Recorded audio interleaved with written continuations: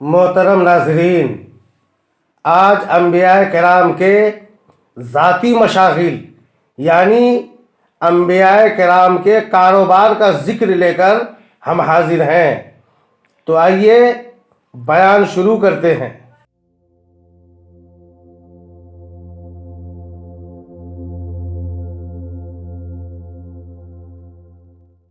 حضرت آدم علیہ السلام نے کھیتی باڑی کی اور کپڑے بھی بنے ہیں، اور حضرت ادریس علیہ السلام نے کپڑے سینے کا کام کیا ہے۔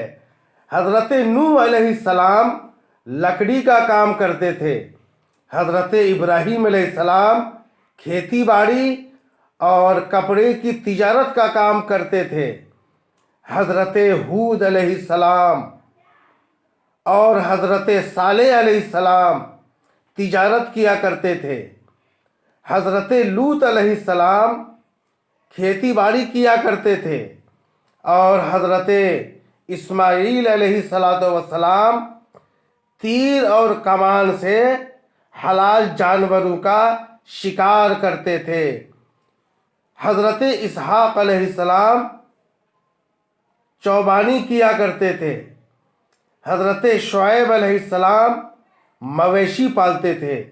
حضرت موسیٰ علیہ السلام نے کچھ دنوں تک حضرت شعیب علیہ السلام کے گھر بکریاں چرایا کرتے تھے، اور حضرت داؤد علیہ السلام زرہ بنانے کا کام کیا کرتے تھے۔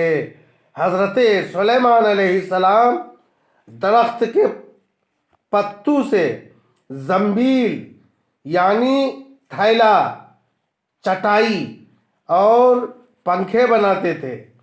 حضرت زکریا علیہ السلام لکڑی کا کام کرتے تھے، اور حضرت عیسیٰ علیہ السلام سیاحی کیا کرتے تھے یعنی سیر و تفریح کیا کرتے تھے۔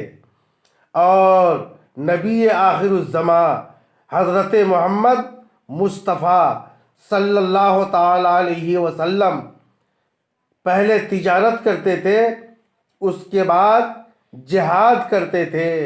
اللہ تبارک و تعالی ہم سب کو انبیاء کرام کی سنتوں پہ عمل کرنے کی توفیق رفیق عطا فرمائے۔